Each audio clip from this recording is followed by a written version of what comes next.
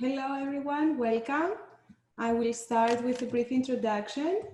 Our panelists are joining, the audience is coming in, so I will take a few minutes while everybody settles in to introduce everyone. So welcome to the new audience and welcome to those of you who have been attending our lecture series in the last 2 weeks. It's great to have you all here. It's great to have you attending the lecture by David Leven and Stella Betts. This is the 6th in a series of 8 public lectures that we're organizing with Taystee. I am Irini Tsahrelia. I'm a practicing architect and an educator in New York, and I've been involved with Taystee as an instructor for the architecture residency in the last 4 years. And this year, I'm also joining as the director of the educational programming for Taystee. And our co-host for this event is Celia Buckley. Celia is the residency host and the administrator for the lecture series. Hi, Celia. Briefly for the new audience, Taystee is a nonprofit organization. It's an initiative of the Stephen Myron Hall Foundation, and it focuses on art, education, design, and ecology through its programming. And the programming supports really the meeting or the coming together of the arts, including art, poetry, music, and architecture. And it does so with multiple events, art exhibitions at the Taystee Gallery, as well as music events and poetry readings.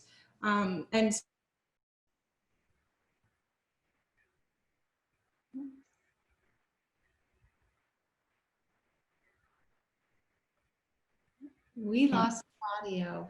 Issues. Yeah, okay. Am I back? You're back. Okay, good. All right. It was only a few seconds. I was saying that the Taystee is organizing art exhibition, music events, poetry readings, and some of these are coming up in the next month or two. It's all taking place virtually this summer, including our residency program.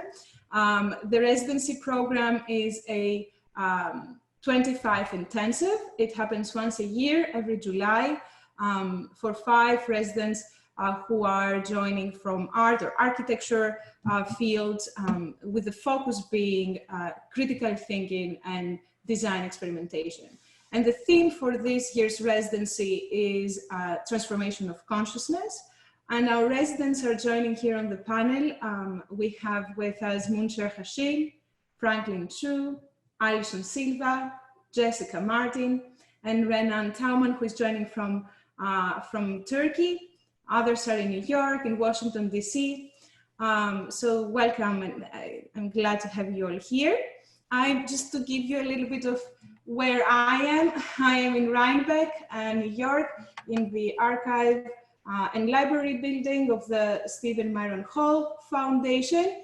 The building was very recently completed. Is designed by Stephen Hall, and I'm literally surrounded by beautiful models, architectural models from the 70s onward, as well as drawings and books. So it's a beautiful environment to be at, and you're more than welcome to join once we open again next summer. So to our guests, speakers here, David Leven and Stella Betts. They both founded their architectural practice in 1997, LEVENBETTS. They're based in New York City, and their work includes residential, commercial, cultural, educational projects, as well as urban design. And I've seen your work in exhibitions, and I've visited some of your residences in person in upstate New York. It's a great pleasure to be able to hear more from you. In addition to your practice, you're obviously both in education as well. You've taught in multiple very notable educational institutions, and currently David is teaching at Parsons School of Design, and Stella is teaching at Columbia University GSAP. So I'm excited to hear more about your work under the theme of 13 ways. And I will just briefly for our audience explain the format. We are looking for approximately a 45-minute presentation, followed by Q&A. And you'll see at the bottom of your screen if the webinar function is new to you, there is a Q&A button where you can pose your questions. And David and Stella, you should be able to see the Q&A as well. And feel free to use it throughout the lecture. No need to wait for the end. And also you can use the chat function to ask any questions throughout the presentation. So with no further ado, thank you very much and welcome. Thanks, Irene. And thank you, Celia. And we want to thank everybody at T-Space, Susan and Stephen and all of you for inviting us, the panelists. And we're really excited to be part of this series, and just hearing you describe what T-Space is and explaining that to everybody. You know, we're even more appreciative. It's so nice to be invited into you know, such an important conversation that T-Space, you know, is having in general, and especially relative to this theme of transformation of consciousness, which of course we all know that we are globally, locally, at so many different levels. We're in the midst of a massive human consciousness shift, and it can be overwhelming on a daily basis. But to kind of think about the opportunities culturally, humanistically, and for us as designers, and we're going to talk a lot about that today. What all this means for architecture, for design, for us through our work, and the way. And so we've been structuring this idea of 13 ways for a while now, and 13 ways we see as the sort of vehicle for us to enter this idea of the transformation of consciousness, because it's a way of thinking about relativistic ways of looking at everything and design. We just need to advance. Okay. So the title of our lecture today comes from the 1917 poem by Wallace Stevens called 13 Ways of Looking at a Blackbird. Each stanza of the poem includes a description of a blackbird. So David's going to read just the first stanza. Among 20 snowy mountains, the only moving thing was the eye of the blackbird. Later, in 1997, Henry Louis Gates Jr. published a book titled 13 Ways of Looking at a Black Man, which includes stories by different Black artists writing about their lives and perspective in race and gender. One of the reasons that we're interested in this poem, and we've referenced it a lot in our work in the past, is that it speaks to a multiplicity of ways of seeing.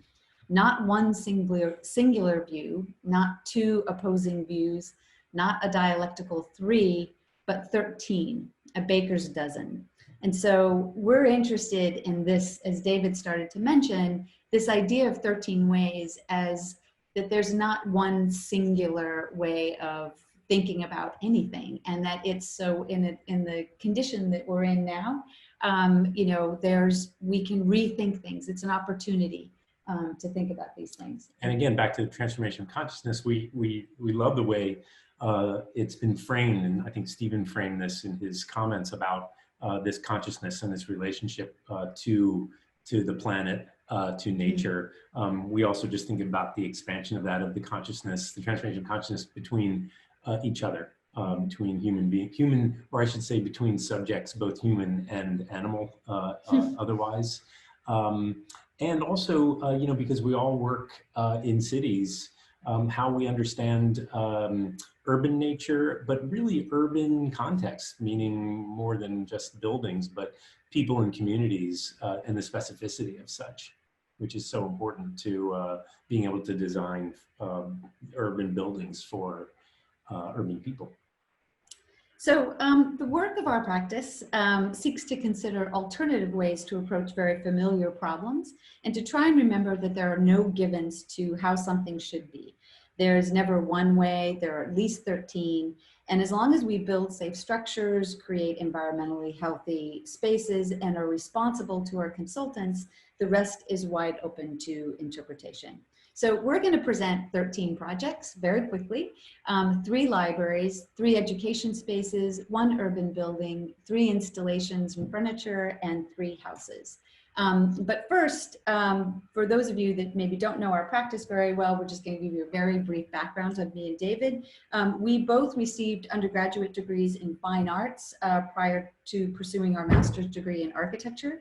And in 1997, we started our practice in a loft on the Lower East Side of Manhattan. And we used this loft as a laboratory of sorts. We were constantly reconfiguring the spaces, moving walls and furniture, and testing out ideas and materials for space making. We were fabricating furniture like this table, and we started at this small scale, working through details, materiality, and structure that we would later apply to our larger projects. And in the second year of our practice, we were awarded a 13,000 square foot printing plant facility in Manhattan that helped expand the scope of our practice. Today, our office is located in Chelsea in the Arts District in Manhattan, and our studio looks out at the High Line. We're interested when we were putting together this lecture. We just realized how many sort of overlaps with T-Space, but and with Stephen's office. We seem to have, obviously at a much smaller scale, but we're really interested in the way one can expand practice. I mean, T-Space is an outgrowth of all of that thinking. We also have a little gallery in our office, in the space that is our conference room, and the name of it hence is conference room. And we share that space at certain times with people with whom we're having conversations through work or in actualities. And the mission of this gallery, we like to say, is an interrogation of the how and why of things. So it's really about the process of making. It's about work that really explicates its process. It is not work in process, but it really speaks about work that looks at the way we make things and why we make things in the way that we do. So now to the work. We're going to begin with the 3 free libraries. And as many of you already probably know, there's a real transformation that's occurring in libraries today. They're taking on many more responsibilities and functions than they ever have before. The program of libraries is much less narrowly defined than they were years ago. Libraries are no longer strictly a place for books, reading, and research. Libraries today, particularly in New York City, are taking on additional social programs and are acting much more like community facilities than a traditional library. That means that the building will be open for many different uses and for many different users.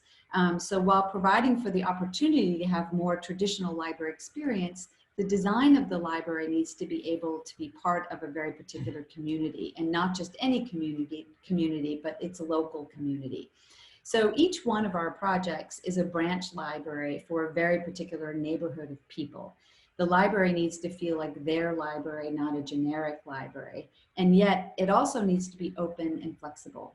For us, the task is to provide for an open program, but a specific building, one that has particular sense of place and identity. So when we think about our communities and our cities and how they're changing, we need to think openly about the future of the libraries. And we need to think about libraries and the specific community that it serves. And now we'll have to think, of course, about post-COVID libraries and what changes will need to happen to our libraries and how they can serve the communities even during this time of crisis. So just to take a little bit of a step back, looking briefly at one of the first public libraries, Le Brousse Bibliothèque Sainte-Geneviève in 1850, it became a public library mostly because of the gaslight, and it was able to stay open at night, in which case the working class and the university students could visit this library. And then of course, about 150 years later, OMA with the Seattle Public Library really transformed a lot of the ways in which we think about libraries, expanding the program of libraries well beyond a container of books. We are working on our 5th public library. 4 are in Brooklyn and 1 is in Queens. Coincidentally, they're nearly all have an 8,000 square foot footprint with one exception. And most of them are 1 story with the exception of 1 that's 2 stories. So they're in some ways very similar in terms of their size and then their program. They're all for either Brooklyn or Queens library. But at the same time, they're all very, very different, right? So there's different sort of ways of looking at a library in the sense of the different communities, in the sense of their different sites, and what the desires are. In 2003, the Danish director Lars von Trier produced a film called The 5 Obstructions. The film has 5 sections. Each section is a remake of one of von Trier's favorite films by Jürgen Leth called The Perfect Human. Von Trier challenged Leth to remake, interpret, and iterate on his earlier film 5 different times, and each time with a different obstruction, a constraint, if you will. And I think something that we as architects and students of architecture are familiar with and deal with every day. So our first library, or our first obstruction, is the Brooklyn Heights Library. This is an interim library, so it was meant to be in place for a couple of years, could be a little bit longer. It is a renovation, essentially an introduction of a library space into an historic building in the community of Brooklyn Heights. So there's this relationship and there's this identity issue where Brooklyn Public Library sidles up alongside of what used to look like this space, which is you know, kind of enveloping the nave of this church. So there's this relationship between pre-existing architecture and a new architecture, and there are these 2 communities that have different, you know, identities that are right next to one another. We found that to be very interesting, and you know, because it was interim, the challenge needed to make feel like a space that had a sense of permanence, even though it was intended to be impermanent. So the community needed to feel like they were going to a place that was designed for them. Also because it needed to be efficient, our design strategy needed to kind of deal with the spaces and provide for them in a very efficient way. So we kind of devised this idea. You're seeing this sort of form here that we call the bookworm or the worm wall that just very simply, you know, wiggles through the space and envelops the necessary enclosed or semi-enclosed spaces. And I'm going to show those in a moment, and the larger reading room spaces. So the space, the worm looks like this, encapsulating and enveloping all of the furniture that is all made of wood. So where people are coming into contact with the furniture, it's the sort of warm, inviting material, whereas the rest of the materials were intended to transmit light. And I'm going to show this in a moment, this poem by the famous American poet Walt Whitman, who called Crossing Brooklyn Ferry, which was specifically about this neighborhood about 100 years before.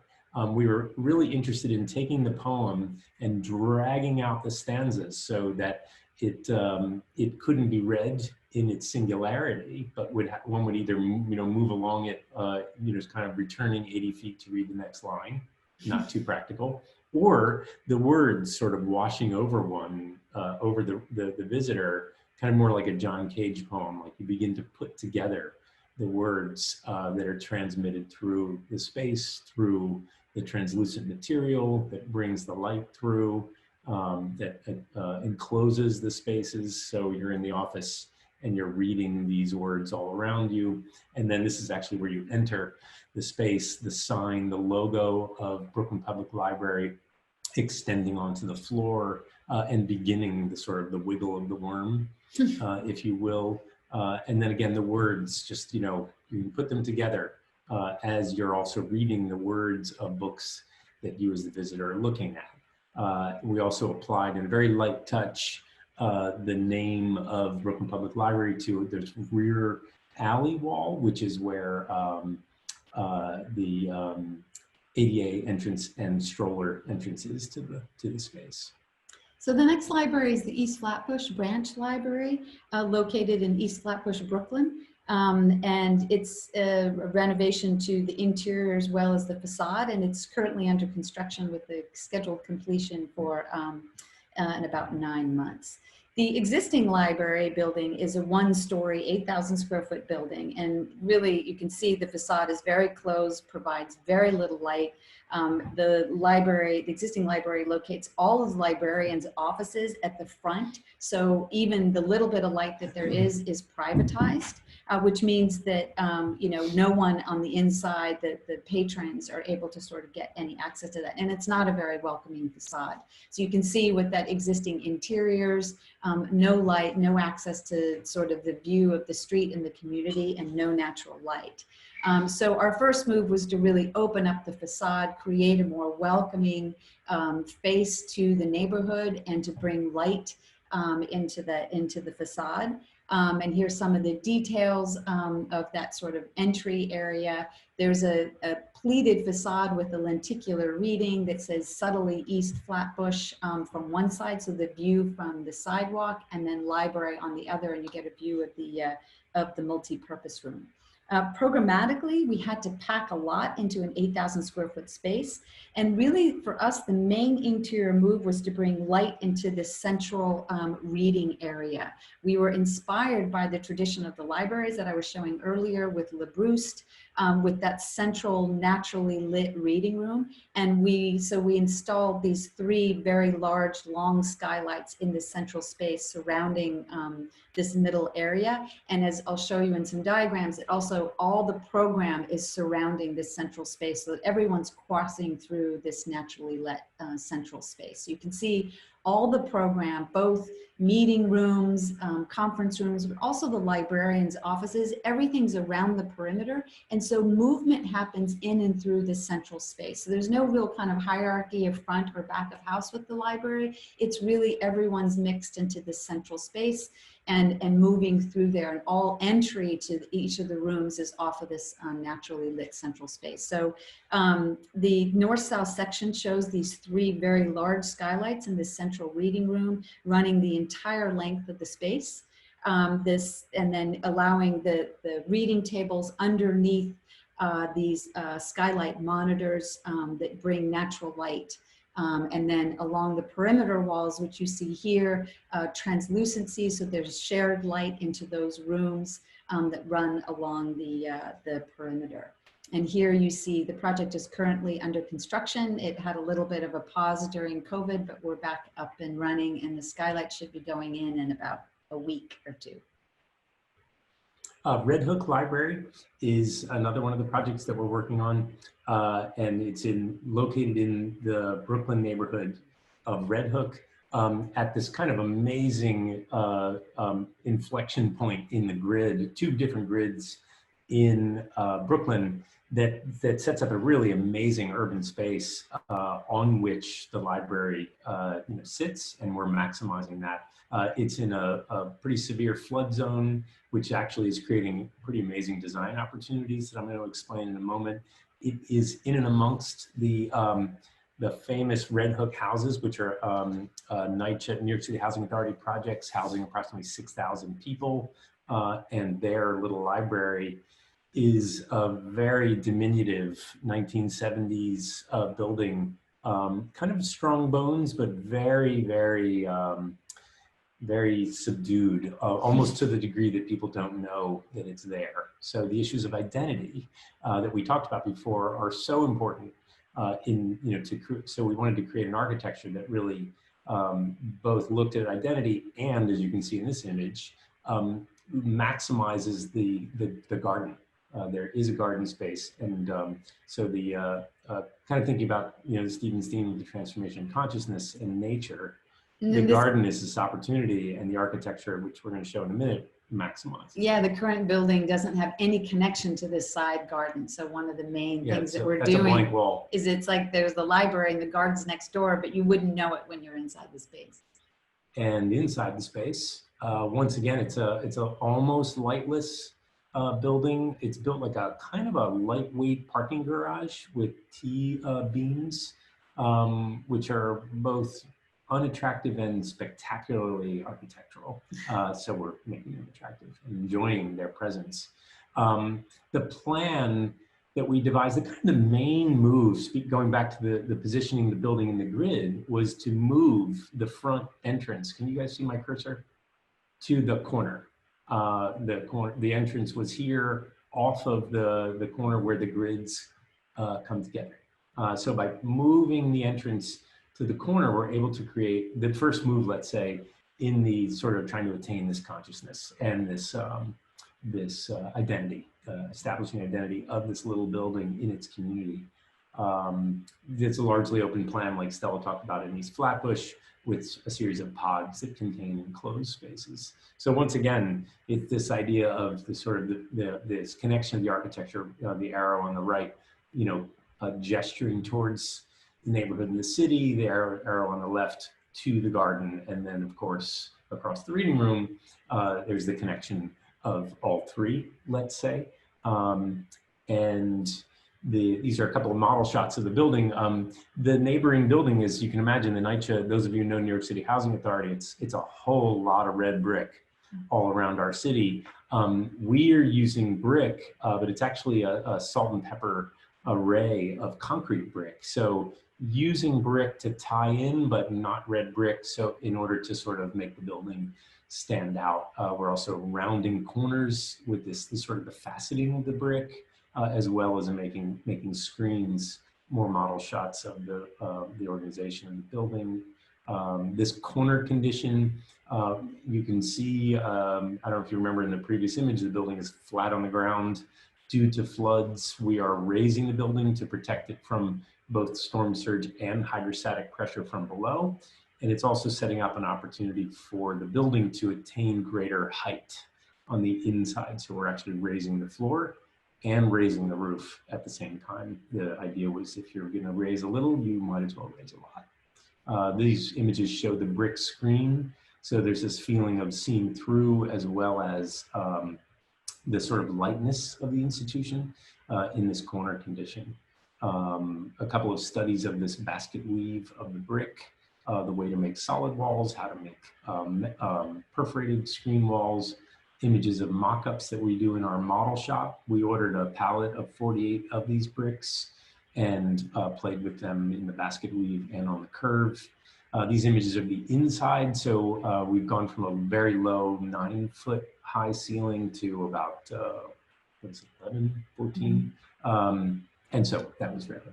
So jumping to the next phase of our projects, the next group of projects are located at Cornell University on the campus of Ithaca, New York. We've been fortunate to work on 4 projects on campus, but today we're just going to talk about 3 of them. But before I jump into these projects, I want to take a step back and, like the libraries, take a little bit, talk a little bit about the changes in academia and what the architectural implications and opportunities are with these changes. You know, what university campuses are really interesting in that they're kind of like mini cities, and we find that issues that arise when looking and working on a campus are similar to the issues that arise when looking at buildings and in cities. And the other interesting thing about working with an academic institution like Cornell University is seeing how the structure of learning is changing. Perhaps the most simple terms, as we all know, we talk about cross-disciplinary pedagogy, and it's been around and active for quite a while. But in our experience at Cornell, we're finding that the spaces of learning and teaching are catching up to these concepts that are about this sort of crossover of teaching. And so often we find ourselves in programming meetings where the university is talking about kind of more informal, interactive spaces. And we feel this affords a lot of opportunities to put forth spaces that are open, diverse, equitable, mainly because we find that they're to some extent programmatically less specific or intensive, but more about what types of spaces, not exactly what happens in those spaces. And the qualities of space is what's really important. So departments are less siloed, students are more interactive, and the spaces where they work and study are much more informal. So, and then of course now in the middle of COVID and some of the other ways in which we're looking at different spaces in the current cultural climate, I think we can really think about, you know, how do academic spaces change, certainly thinking about academic spaces for teaching in the fall. So David's going to start with Sibley. And I got to pick up a little speed. I think I went on too long about libraries. So this is the first Cornell project, Sibley Hall, an historic structure with a high profile addition that you see to the right, done by OMA. We were operating in this upper floor to renovate the space adjacent to the dome. And light, this is a quote from Michael Sorkin about the relationship to the sky from his book, Local Code. It's a really important book, has been a very important book to us. And this ideas of the heliotrope and one's consciousness of the firmament under which we operate. So, you know, there was this existing space and this idea of an educational space. When you can be at the top of a building, we have these amazing opportunities to open up to the sky. And we did so. But first and foremost, this project was really based on this idea of the urban campus that Stella was talking about. It's at the top of a building, so it might seem like it's isolated, but it's in a campus. And the very first thing that we did was to look at networks of spaces and interconnectivity. There was a kind of a fire stair that everybody thought was an impediment, but we felt that it was an opportunity where people could be moving through from one department to the next, perhaps, and learn about what's going on in this space. And Stella's going to talk about that in another project coming up. Existing space, kind of, you know, interesting rickety bones in the attic, but needing a lot of support. So the project was really based on this idea of these structural frames, one punching through the dome wall, which was about a 4-foot wide masonry wall from 1904, and then the removal of masonry shear walls and replacing them with kind of braced frames that then opened up the academic spaces. So this view of the telescoping of these frames throughout the space is sort of picked up in the architecture itself. That used to be a masonry wall, and by replacing it with steel, one can open up the space of architectural pedagogy and then deal with the elements of infrastructure as objects in the space. So this is a utility and bathroom space.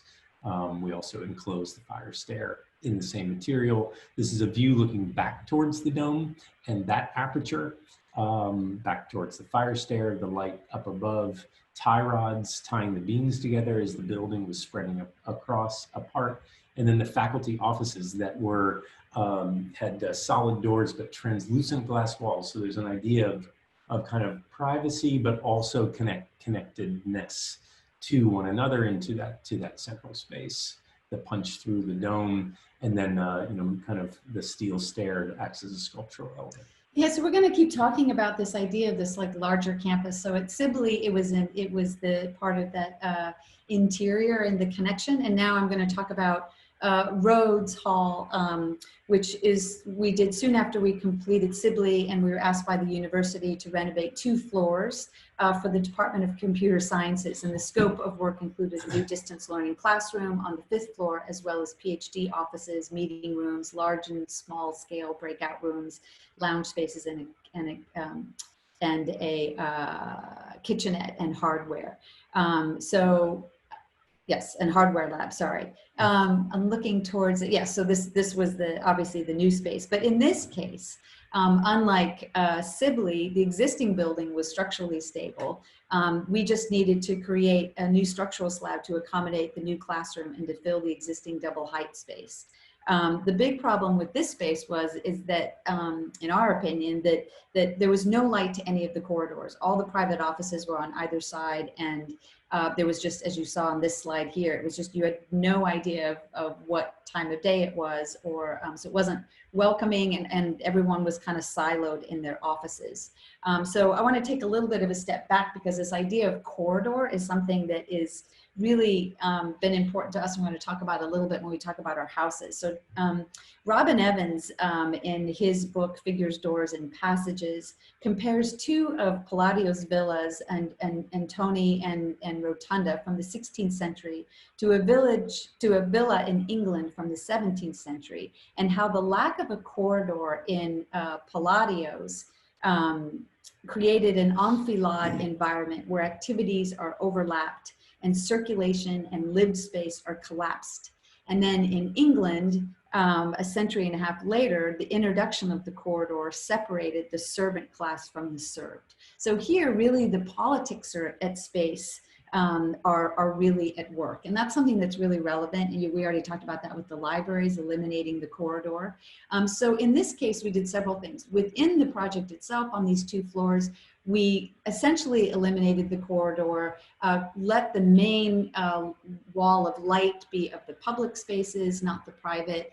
And then everyone's sort of circulating, there's transparency. But one of the main things was to go beyond the project, like what David was just talking about with Sibley, is really let the project be generous to its larger community. So how could we actually, within the confines of our project, begin to open up the corridor that would transform the spaces of the rest of the floor plate of part of the project that wasn't really ours. So you see here this fire-rated glass facade, if you will, interior facade that allowed for this natural light, because we opened up the space to, especially up in Ithaca, where there's limited light in certain times of the year, that not only the space for the computer sciences laboratory and meeting, but to sort of be generous and to create that shared space for the rest of the department. And then creating a series of variety of informal and formal meeting spaces around a hardware lab that sits in the center. So these are some of these lounge spaces. This is the hardware lab, a kind of unconventional location in the project to put a hardware lab. Usually they're in the basement, but it's transparent. A series of variety of space types. So again, we talked about less about programmatic specificity, but space specificity. Small meeting rooms, larger meeting rooms, little quiet spaces. And then above there was a distance learning classroom that had a wood perforated acoustic band circulating it. And again, this idea of the transparent corridor, to be generous to the community of the interior campus, if you will, of the rest of the project. I'm going to go through this project quickly, although it's a really important project urbanistically. It is a design that we did for the building you see in the middle called Comstock. It's Comstock Hall, and it's on the biology quad. So there's a network of buildings and exterior spaces that are tying together. We're adding the building on the right, which is the white building, kind of branching, or I should say bridging over the darker building, which is also reclad. This is the building Comstock Hall currently. The solid wall that you see, so inviting, is it's where all the vents go for the laboratory. So it has a functional purpose, but it's pretty forbidding. So this model that we made to really understand these urban spaces and the positioning of Comstock helped us understand this diagram. We learned that students could walk through Comstock Hall, especially because it's so freezing cold, but they also access the different quads. So this space was thought of as this node amongst a network. So it was really important to think about how one designed a space like that and also there were several different departments going into this building. So there's the challenge of the different, consciousnesses of one's department and what one does, but then there's also the idea of tying it all together. A model showing our scheme that's bridging over the lower podium and this the building from the quad side, which holds in that biology quad to the south, creates a face, but also kind of an actor in the gateway that you see there in the middle of the image. From the south, the windows set back for solar shading, and the trusses bridging over that lower piece of the existing building due to sensitive departments working, and the idea that construction would go on while that's all happening.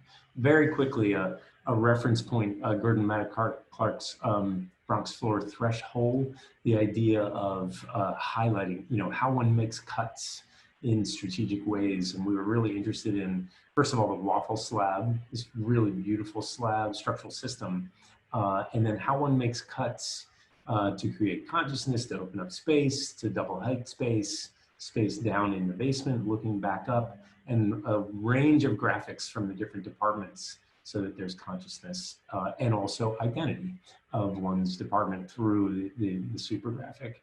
And then this image looking back towards Lake Cayuga between the addition and the existing building, communal meeting spaces at that crux point, and then the lab spaces off to the south.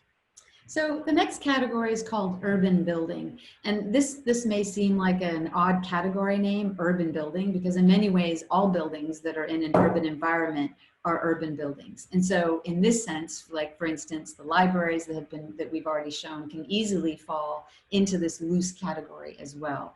But the reason that we decided to call this particular project an urban building is because although it is a life sciences building in Manhattan, it is first and foremost operating as an urban building.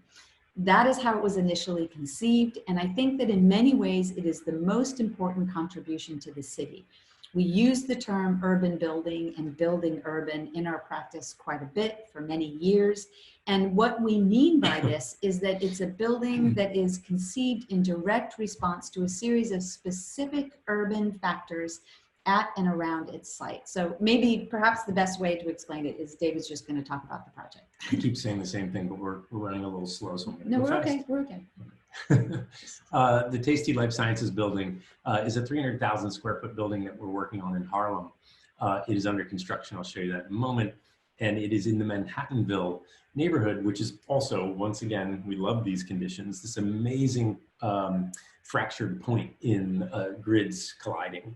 So you can see in the center of the screen right next to the pink building where 127th Street and 126th Street come together. So it creates this, these geometries. It is also at a really interesting point in the topography of the neighborhood. 125th Street is essentially a low point, an outlet to the river, and then thus is set in a series of topographies. It's really interesting, but the project really began with this idea of the urban network. This is an early sketch that we did with the developer to look at the nodes of the area connected across 125th Street and the buildings, let's say, incidental to these nodes. So their entire project was designed in deference to a mid-block pass-through. Not uncommon, but still anomalous in the New York City grid. The site plan showing this very, very long building with two cores, so long that one lobby addresses the AC trains and the other is thought of as the 1-9 lobby, and then the pass-through. And the design of that pass-through thought of in concert with the lobby itself. So creating this indoor-outdoor consciousness across the membrane. And it's a public garden pass-through. So this idea we've been talking about being generous to the community, or this idea of an urban building, is really making sure that the building isn't kind of a standalone architecture, but something that's participating with its community. And that rolls into a whole series of design decisions. How does the building participate? Even from an idea of the facade patterning that I'm going to talk about further in a moment. But how does the building turn the corner when it is along a very tight corner pass through? You can see on the right the bulk of the building before the curtain walls going on, and then this patterning, which essentially is a module of 60-foot, let's say, brick patterns that courses across the building, playing a peekaboo game with the columns. And then this is a view looking back into that lobby that goes all the way front to back of the building, and then, creates this idea of this consciousness across the membrane through the treatment of materials, the boulder seating, strong materials on both sides of the glass in conversation with one another. This is obviously during construction, but looking back, the NYCHA buildings that ring this entire district are, they're part of the sort of the visual field.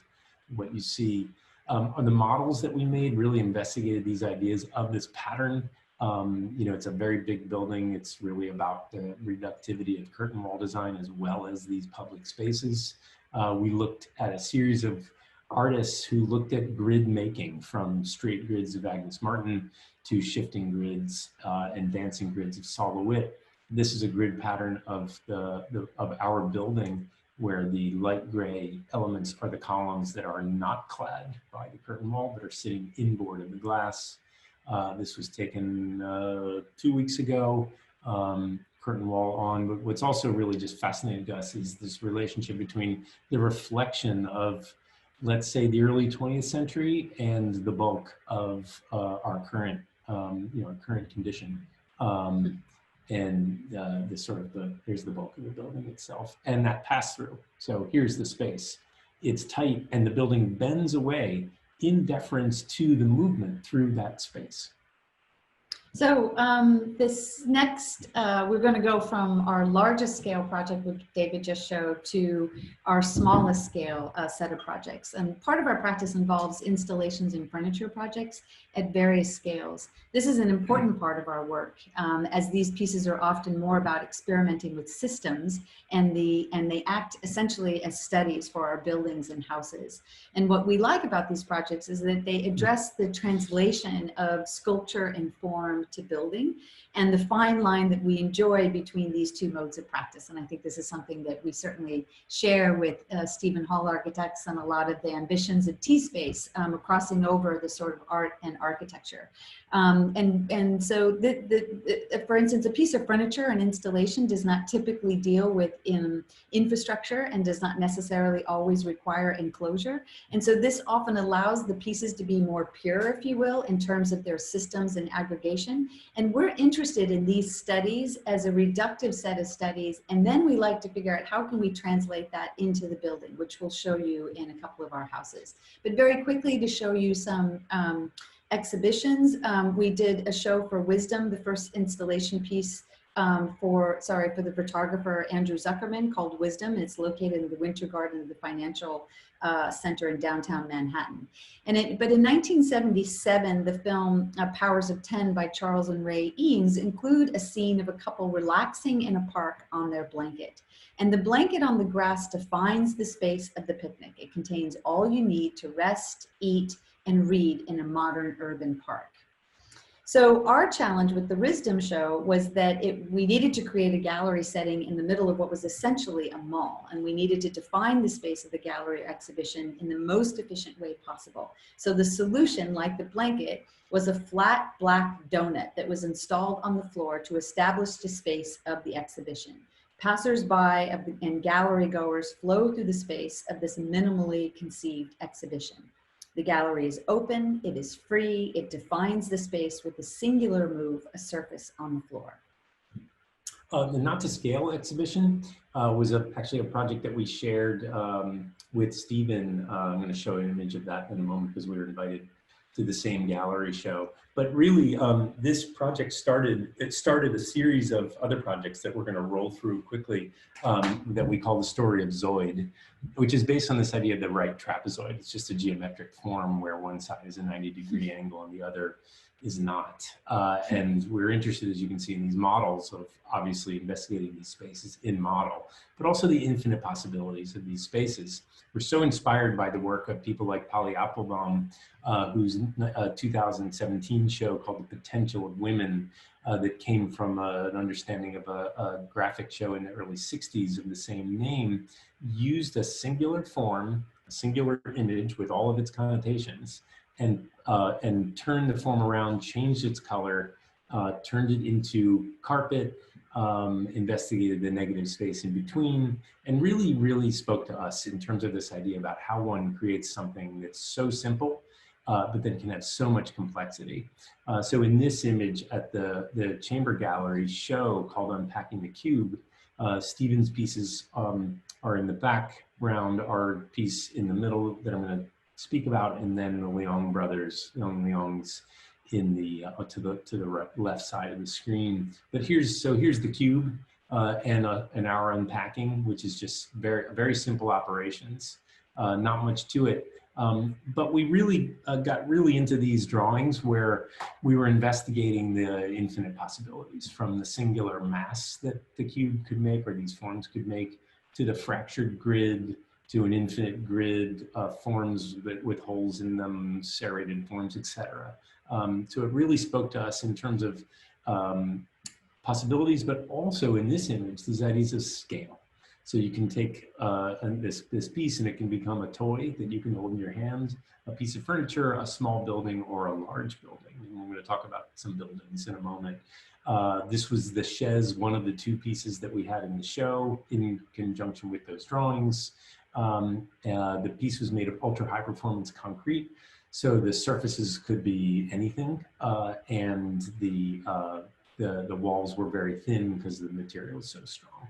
And then soon after the show, we were asked by the Miami Design District to design a series of benches on their streets. So we took the Zoid form and using ultra high strength concrete, we modified the form a little bit, softened the corners, and create a series of these benches. So like the drawings that David just showed from the gallery show, really just the same simple shape, the right trapezoid, configured in multiple different ways to create a series of benches in this design district in Miami. Some of them just wiggling benches, as you see here, other ones with backs in different configurations all through the district. The piece, the story of Zoid extended then into a show at Art Omai in Ghent, also a platform that we share with Stephen, as he has pieces here as well. This was the Zoid Pavilion based on the curator Warren James's prompt to investigate the ideas of shelter. The piece was made of 6 zoids, aggregated zoids that made a courtyard in the middle, as well as a series of spaces on the outside, as well as these devices for viewing out to the rest of the park and the other pieces on display. So this idea in shelter that we felt was sort of a prototype for the idea of a house, of the spaces of collectivity and spaces of individuality. We were really interested in playing those out. We studied it in several different ways, from the sort of rectangular courtyard to a less regular space, and settled on that courtyard. We built the piece ourselves. So we made this kind of line drawing in the ground. We installed the foundations. We then panelized and modularized the piece. We had a huge amount of fun building it. I wouldn't suggest doing it. It's a lot of work, but the piece came out great and everybody seems to be enjoying it. And these are just a couple of shots of that piece and its location, and 2 strange people walking in and out of this piece. So the last group of projects include single family houses. Over the course of our practice, we've done 13 houses, and we're working on a book right now with Thomas de Manchot that talks that it is not intended as a monograph of the houses, but instead we're interested in the elements that make up domestic space. We look at film and art, as we're doing in this lecture, and pull apart the house. We'll also include in the book a series of comparative models and drawings of the house in relation to their landscape and property, scale, and of course, construction methods. But quickly, we're going to take a step back and talk a little bit about our interest in campsite and this elements of domestic space, and what, in a way, campsite is the most basic element of shelter.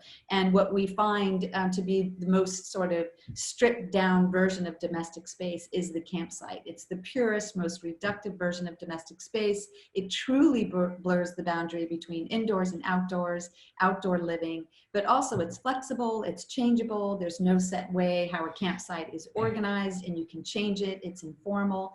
There's 13 ways, right, to set up a campsite. And what we love is this informality of space, but also the infinite open-endedness of deciding how you want to live in the outdoors. There's no prescribed organization. There's no one way to move. Each space, however it is defined, has access to the outdoors. There's no hierarchy. There's only a desire for different experiences. And once we think of the house as a campsite and different ways to occupy, it changes the way that we experience living, and it changes the way that we organize a house. It does away with formality. It does away with program specificity. It does away with hierarchy. It does away with singularity, and doesn't privilege one space over another. It looks towards a more open set of relationships that link a diverse set of spaces to one another. And then this was the Wong Kar-wai that I just mentioned, this very stripped down apparatus, the Robert Gober, and then some images from some of our projects. But we're kind of in the book, we're taking apart these elements, doors and windows, looking at the Duchamp door, but thinking about, even a swing door, which way it swings. We talked about the politics of space with Robin Evans. We really look closely at a lot of these of these elements and think about when and how to employ them. The idea of stairs. This is the John Cassavetes that I was just talking about, and a lot of his films, scenes take place in the stairs themselves. We don't think of stairwells as secondary spaces. They're as much about a primary space in the house as anything else. So now David's going to continue the story of Zoid. The culmination of Zoid for now Right. is the CCO2 Zoid house, utilizing that same right trapezoid that we were talking about before to design a house, a small house. Very simple in its materials, and as you can see in this little concrete model, just the same way that we did with the not to scale piece in the Unpacking the Cube exhibition. The house was just designed as a series of spaces that toggle back and forth, utilizing this idea of the Zoid-shaped room to create expansive views on one side and more constricted on another. So the house is looking in two different directions, playing out a series of structural schemes, especially when putting a box on top of a series of these right trapezoids. The house within a network of spaces, thinking about what Stella was saying in terms of ideas of campsite. I'm going to show that in a moment. Plans of the building, being able to change its usage over time. Rooms can toggle. A white stucco house on the outside and complete plywood on the inside of the house, floors, walls, and ceiling, to really get at the basic principles of these sort of abstract shapes. The house in its landscape, views back towards other elements of the campsite on this larger site. The doors that when they open up, they reveal the totalization of plywood on the inside. It's just a pattern of the plywood, and seeing the natural surroundings in relation to the plywood as well as the framed areas of stucco. Kitchen space with another Zoid inside of a Zoid, which is all of the kitchen appliances in the kitchen island, Zoid island, and then just simple, open shelves around to just contain the other elements of living. The stair is also a sculptural element, but integrated with the plywood. Second floor, planted roof, capturing the similar geometric shapes, but then the bathroom space is open to the planted roof that you can see here. That's an isolated site. It's a campsite that looks out to another campsite. So the campsite above with the planted roof looking back out to the other areas of the campsite that pull apart the domestic space. This is the house we're working on in Hillsdale, New York. It's a 2,300 square foot house. And this house also draws from this idea of the open campsite concept. But in this case, the roof is really kind of the main element. It's conceived in a way as like an open pavilion. And like the Eames blanket that I talked about in the Wisdom exhibition, the roof defines the domestic space of shelter. In this painting by Piet Mondrian from 1915 called Pier and Ocean, we were really interested in this painting in a lot of ways. One, the sort of series of linear perpendicular lines that create semi-enclosure but are not actually enclosed. And two, the kind of round space containing these marks on the canvas. So that really inspired a lot of the way that we thought about the house. There's no real enclosure. There's a series of volumes and boxes that are storage and bathrooms that are oriented perpendicular to each other so that there is privacy and openness underneath this roof, and it's in a constellation of very thin columns and skylights, which you'll see in the house. This was the model, so you can see these volumes, the one on the left, the plan, and the one on the right, the roof with also another planted roof and the constellation of skylights. So the plan again with these volumes, sometimes being bathrooms, laundry area, a lot of times closets, oriented in this perpendicular open grid, if you will, with a sort of pop-up on the roof. These are the renderings of the different elevations. So again, this sort of domestic space and these volumes floating underneath this roof. This is the view looking towards the main western, looking out towards the valley, with the sort of open kitchen, dining, and living. And one of the entries, as you've probably gathered, a lot of our projects, they're very porous. The project that David just showed, it's all doors, no windows. The same thing with this house, only doors, no windows. Every room is accessible to the outside, and the outside comes into the house itself in this courtyard image. And then a similar kind of pop-up like what we showed in the last house with a planted roof. This house is nearing completion. This was in the winter, some framing images. There's the pop-up, and here it is from just recently. It's coming towards the end this summer, completing the project. So you see the elements of that roof and the thin columns. And the back side of the project with the landscape and an aerial view, just taken recently with the planted roof. So the last project. Square House, which is a square, not a zoid, it's a site cast concrete house, which is very exciting for us. We love working in this sort of in the material of concrete, the plasticity, the sculptural capacity, the surface treatments that you can get, the feelings of solidity. The building was, the grounds were designed by a landscape architect named Marquine, who's a specialist in Japanese garden design. And that's just so complemented the severity of the square and of the utilization of concrete. Again, very similar diagrams to some of the library projects where the views and movement of patterns of living course through the building. So there's views through, there's consciousness of the outside. Yeah, and I think one thing that we were talking about with the elements, this house, again, has all doors, and every single room, including the bathrooms, have doors that go to the outdoors. So in a way, like you can be outside and just go into the bathroom and not enter the house. So they're all different versions of doors. So it's very, very porous, like a campsite. It's important to note the plan. The space of the domestic is extremely contained, if you will. Bathing is actually expansive. Very small bedroom, kitchenette that sort of a counter that pierces through the glass, a working studio with another opportunity for sleeping, and then a sunken living room area onto a fireplace I'm going to show in a moment. But also you can see in these lines that the building steps down with the landscape. So this is an 8-foot ceiling and this is a 10-foot ceiling. So the roof stays flat, but the floor falls away as one moves through the landscape. You can also go up to the roof deck, which if you remember from that first slide, was also a key architectural element in kind of the conception of the way the form of that facade was designed.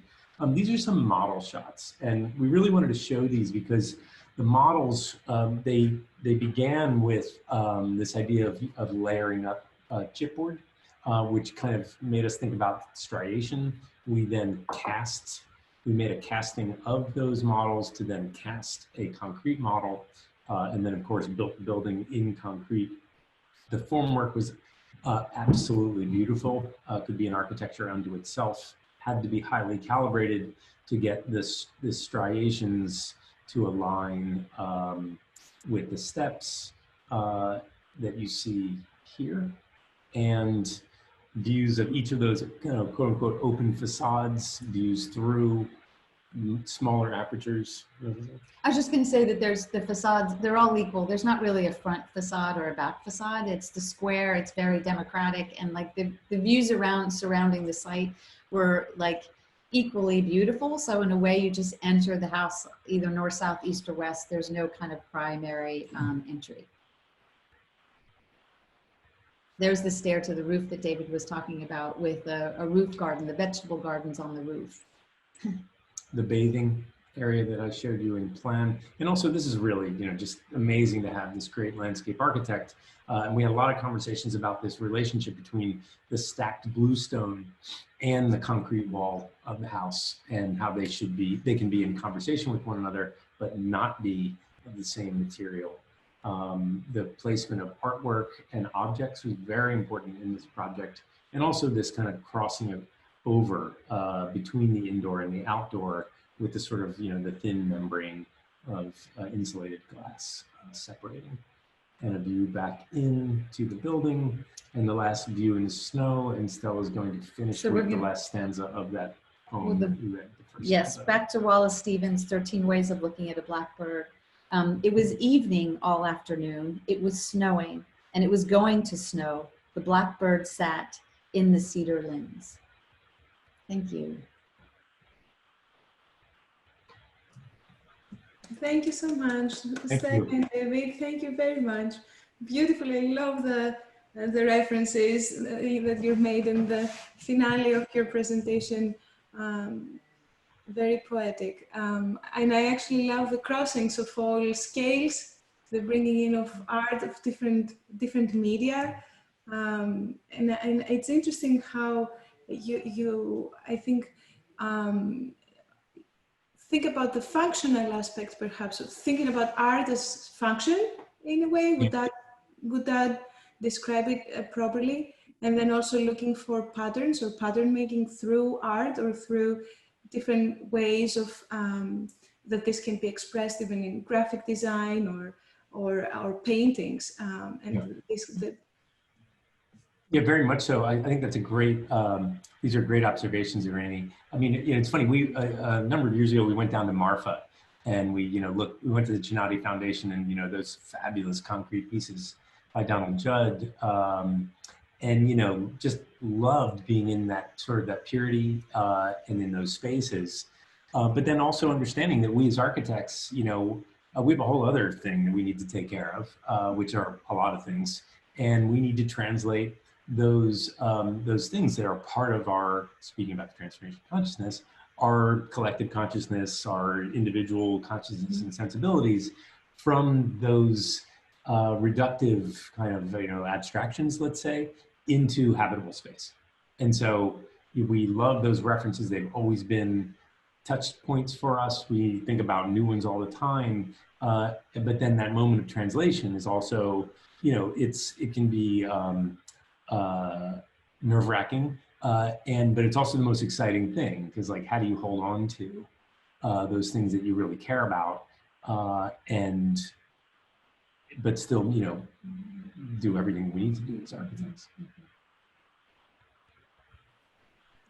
We'll give our audience some time to put together their thoughts and use the Q&A to ask questions, and same with the residents. So feel free to unmute at any time. And Jessica, were you about to ask a question? Feel free to unmute at any time. It's difficult when I have a question. You don't know who is going to take the lead. Munjer? Renan has a question, so maybe he can ask first. Okay. Thanks for the presentation, first of all. Since you talked about democracy and Robin Evans and the removal of a corridor, I wanted to ask you, what makes an urban space or urban building democratic? Mm-hmm. Well, I think part of it is like what we were talking about with the Taystee project. I think that was,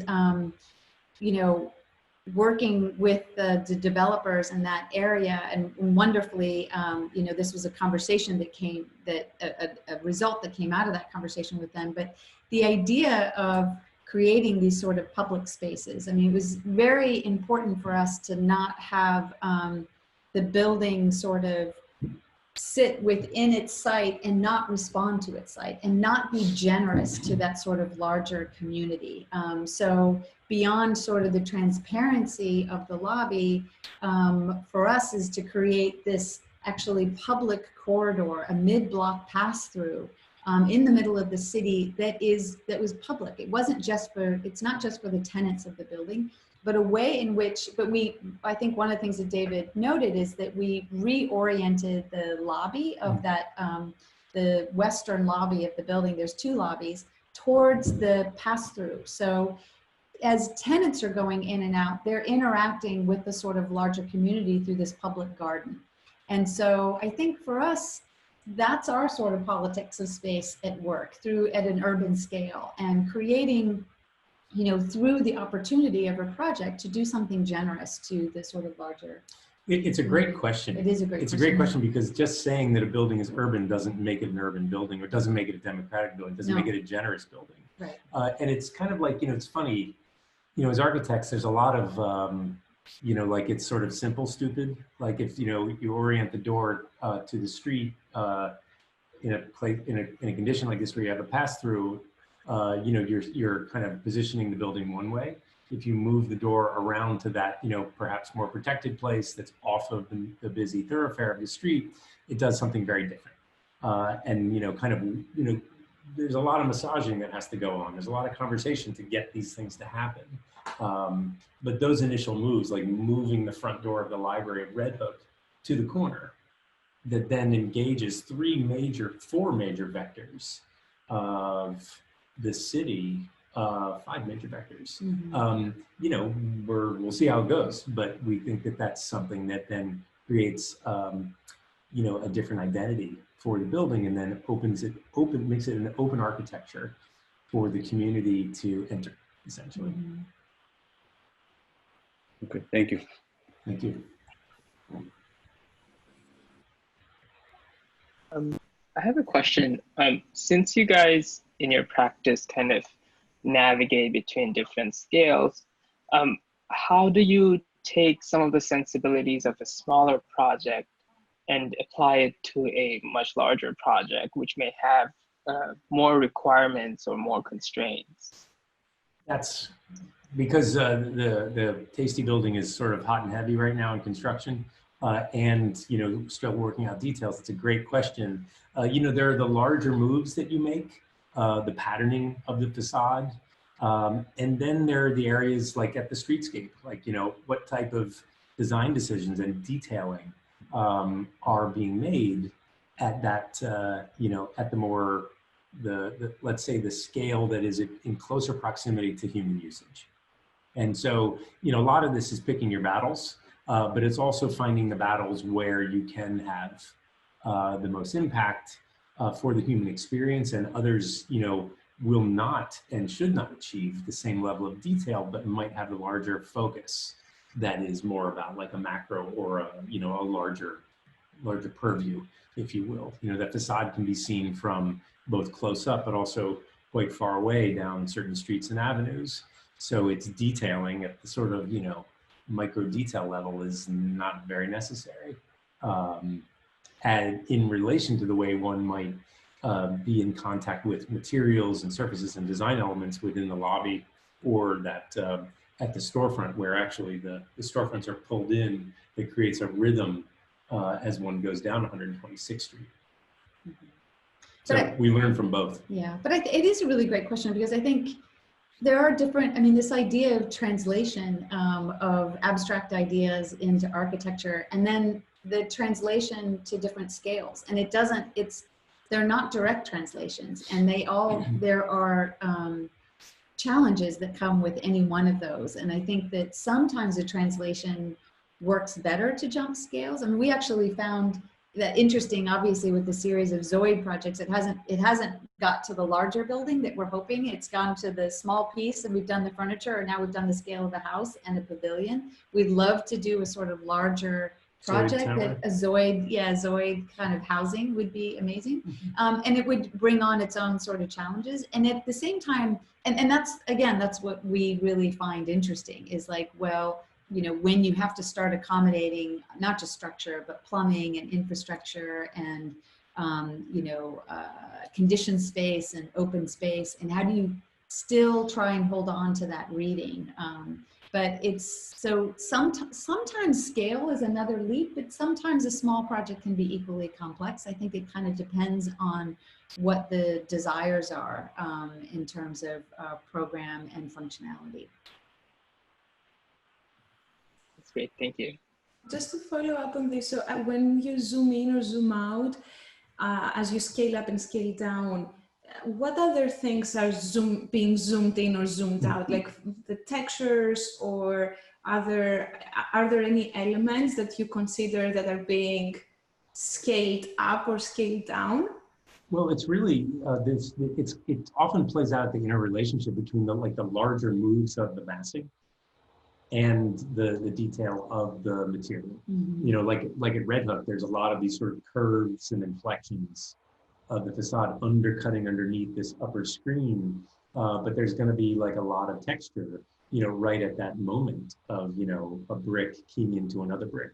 So, you know, you play it then from the city down to the detail, because those inflection moves are all about the position of that building, we like to think, in the city, and the kind of the perception of that building from far away and as one gets close up.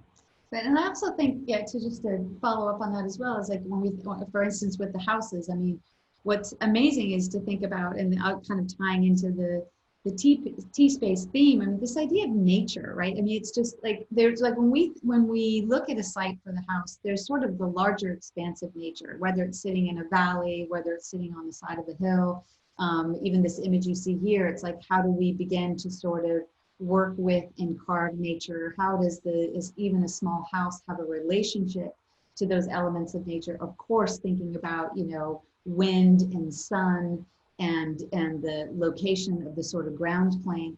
But then, you know, the fascination of, as David's saying, an urban condition with the brick, but then like, how do you have a relationship with nature at a sort of, at the scale, at the sort of human scale? So, you know, a lot of our houses, which we like, are not huge houses.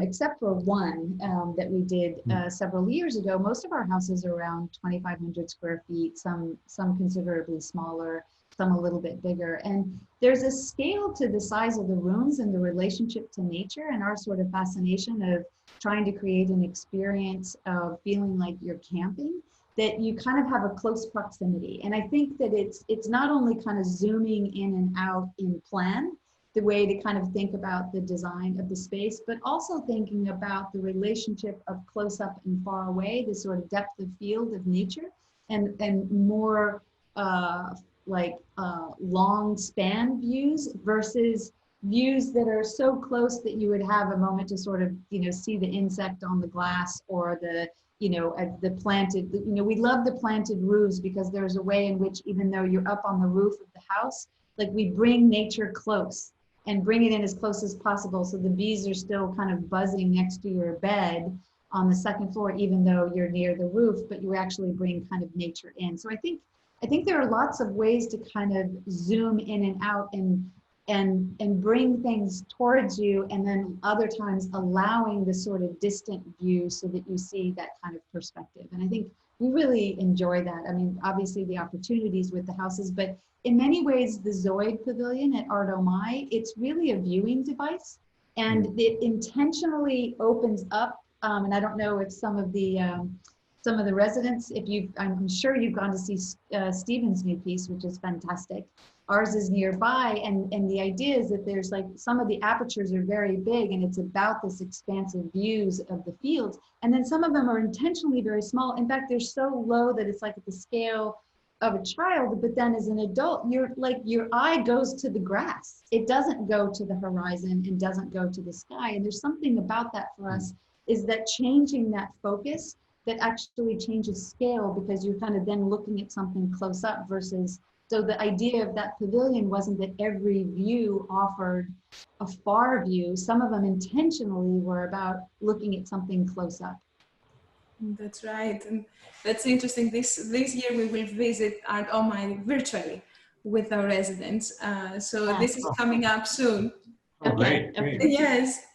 We should answer this question Christopher Pizzagemi asked about light and the shape of light.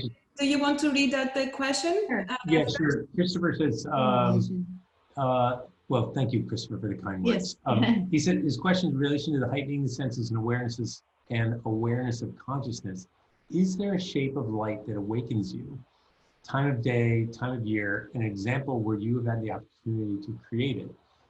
It's more of a thought-provoking question that I really want to think about. Mm-hmm. But it's fascinating because, you know, the shape of light, like the way one perceives light that moves around a curved surface versus the way one sees light on an angled surface is, you know, so dramatically different. I think about, well, you know, like where you are, Irene, like in the studio down the hill where the skylights are actually placed in the corner and light rakes down a corner, as opposed to a skylight placed in the middle of a space where it spreads. Those are two very different conditions of light. We have played with that condition actually in a building that is near the Square House. Right. But also, like, if you think about like curved spaces, which here's where I'm and also yeah, I mean, we've Stephen's not work. actually curved skylight or light. We haven't, but we've done more curve. We've done at the Cornell project. One of the projects was sort of, I mean, one of the elements was rounded and just the quality of light. And as you can see in some of our more recent projects, the essay house that we just showed, the idea of kind of creating this roof that has a softer edge. So we've been working with more of that. I mean, certainly Stephen's done some unbelievable work with curvilinear forms and thinking about the material of light. I mean, that's also something that's very, I mean, you know, thinking about light as a material. A lot of times it's like it's like one of the most important elements. And I think we do a lot of light studies. I think it's, you know, it really makes or breaks a project, really. And up here in the Hudson Valley, to Christopher's question, there's a quality, you know, of light. it's morning and night and evening. They're just the light in the morning and the light in the evening are just so spectacular here. And these types of architectural, you know, highly calibrated architectural moves can completely maximize those natural conditions. I mean, I was also thinking about Ronchamp, where you walk into the side chapels, and the light is coming from overhead behind you, but then curving down versus a dome surface that's also has different colors depending on which chapel you're in. It's pretty spectacular. The light is indeed spectacular. Or at least I've been experiencing this a little bit more in the last while I'm here in Rhinebeck, and this pink light or red light that you can see sometimes, it's fascinating. And I mean, I happen to be right next to a window, which is a very low window. Rose garden beyond, and which happens to work beautifully, you know, when you read, because it actually, you know, it's at the place where you're really holding the book. The natural light comes right through. So the placement of the windows and the quality of light, both it can create magical effects. Yes, I'm curious about, you know, because you're working both in the city and, you know, with residential work in the country. What do you think about, is there, besides the different kind of qualities of light that you can get near nature, is there anything else in the practice that you can discuss, that how does it shift when your mindset perhaps working in the city or working away from them?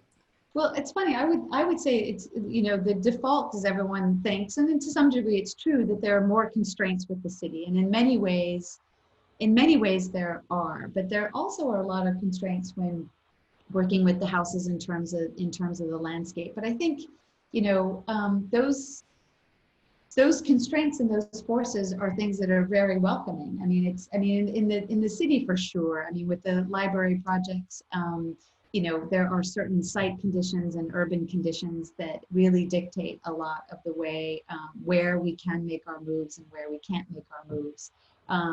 But it's, you know, there isn't this kind of tabula rasa up when you work on a house either. And sometimes you have to look for those constraints, because I think those constraints are a way to have a dialogue.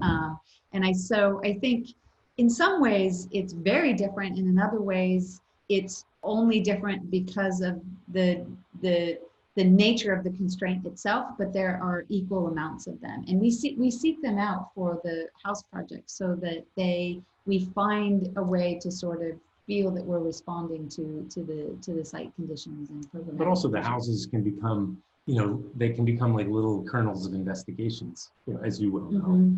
that, you know, that lead to so many other things, right? And at the very, obviously you need to meet the demands of domestic programs, budgets, etc. But at the beginning, the conception is, you know, it's an architectural study, and that's what we love.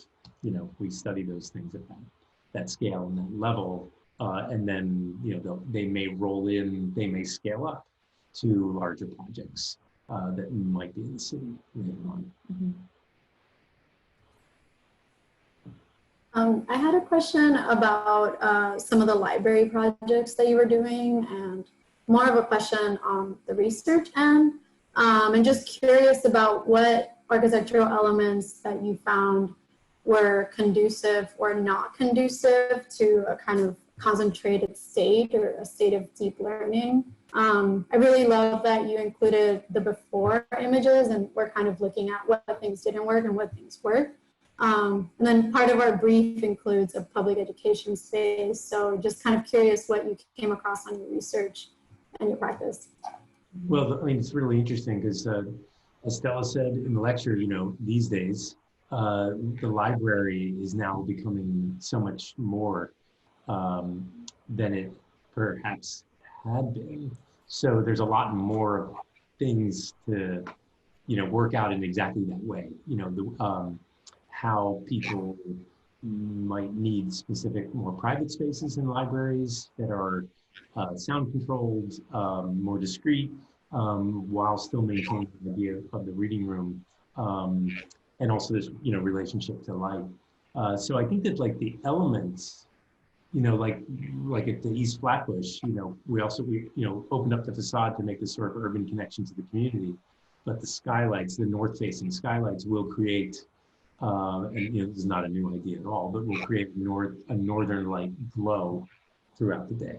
But I also And think that's pretty exciting. Yeah, and I think, I mean, for us, like there's not really a big difference between the library projects and the academic projects. So like if you noticed in the Cornell projects, like that's what's been so fascinating in the last several years is the conversation's almost identical. And I think, you know, 20, 30 years ago, that might not have been the case, but the way libraries are talking about their library spaces and the way the university is talking about their academic spaces is quite similar. And I think one of the things is that this kind of diversity of space types. I mean, libraries are now, you know, there's much more kind of collaborative, let's call them noisy spaces, or places like breakout rooms that are required in a similar way to the campus and the sort of academic spaces.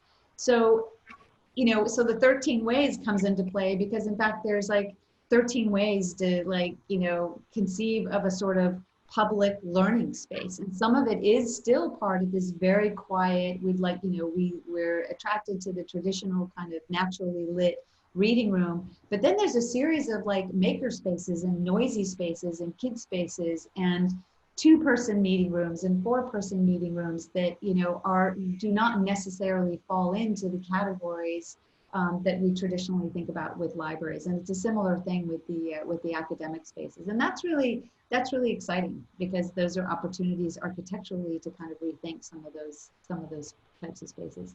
Yeah, the buildings they're renovations, they're, you know, wholesale gut renovations. So some of it can be sort of tricky sometimes to integrate the research, but like you know, I think more research needs to be done on this relationship between the book and the digital in these spaces. We often play it out in graphics to enliven and to kind of just speak to this idea of, you know, different of language and legibility. But, you know, when we first started working on libraries, it was like the book was, you know, we don't need the book anymore. The book was moving out. It was really about all these other spaces. And in the course of the time that we've been working on libraries, the book is now moving back in, as is the digital, as are the community programs. So there's a lot more, you know, there's a lot more that needs to go into the sausage. And it's in space, because they're renovations, the casing is, you know, stays the same size. So it's just, you know, it's a great design challenge. And it really becomes, you know, it's about light, it's about the shape of space, and it's about kind of like, you know, just kind of continuing to work as kind of intense organizations, because you can find space in well-conceived organization, we find. How do you think this changes the role of the librarian as the library is no longer a depository of books? Like, I kind of see the librarian as being almost like this research guide to help you find that area. Like, Yeah. what do you think that librarian will become, you know, as these spaces are changing? But I think it's still true. I think they are kind of a research guide. I mean, they're also, you know, real educators, as they've always been, actually. So, and truly, yeah, I mean, actually, that's true. I think, you should meet the librarian at Redwood. Yeah. She's a total cheerleader. Yeah, I mean, it's also about very, very dynamic. And it's about creating a very welcoming space. People don't just come to libraries now for, you know, just quietly reading and getting a book. I mean, they're community centers. I mean, they're in the summers, they're cooling centers even, just, so, you know, the librarians, you know, they're wearing a lot of different hats. And I think, you know, what we have found in sort of meeting with a lot of different librarians is just, you know, how to actually manage all this diversity of space types, noise and quiet, kids, seniors, teens, tweens, what are their desires? Even within, in our case, our libraries are not that big. They're 8,000 square feet. The one for Brooklyn Heights is about 20,000 square feet because it's 3 stories, but sorry, Borough Park. But most of them are relatively small. And even within the library, like they don't, you know, the patrons and the librarians don't want a generic kind of library space. They want an area for the different groups. And so how do you create an identity for them? How do you give them a sense of place, a place that they feel is theirs, that they want to go to, that they want to hang out after school, or that they want to go and, you know, just sit and read the paper. So it's, they're community facilities. And I agree with you. I think it's very interesting to see how the role of the librarian and how that's changed. So I think it is very much about research, but I also just think they're like community builders. Mm-hmm. It's like being at the, you know, the person at the trading post that's, you know, where people are just asking general information of what's happening. Because a lot of times the library is just a place to get information of what else is going on in the neighborhood or the city, or to understand how to, you know, fill out your tax forms.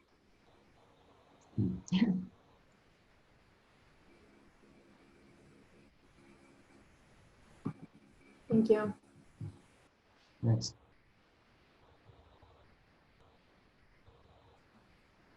I'm back. Okay. Am I cutting off? No, you're there. No, you might have frozen. We didn't know that you were gone. Okay, I wanted to thank you both very much for this very beautiful presentation and a lot of lessons and a lot of things to think about here. And I think there is the title of your presentation is really the message to the takeaway here for everybody participating. It's the 13 ways and more to think about things. I think it's a beautiful message to send out, and we're very, very grateful. Thank you very much. Really nice. Yeah. Thank you so for your much. questions, everybody. These are really insightful. Yeah. We learned so much. A lot of praising and thanking from the audience as well. Thank you so much. Okay. While the residents will have a chance to discuss their works with you one-to-one afterwards. So I would suggest maybe you take a brief break, 10-15 minutes, and then join for reviews. And also in the chat, there are some links that we have shared where you're all very welcome to join us tomorrow, in fact, for an exhibition opening, one of Tayspee's multidiscipline exhibition approaches with poetry, music, and a virtual exhibition by Assemble. So that you should feel free to use those links that are in the chat bar to RSVP. We're very, very thankful to all of you.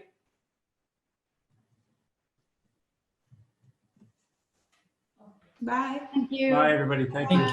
Thank you.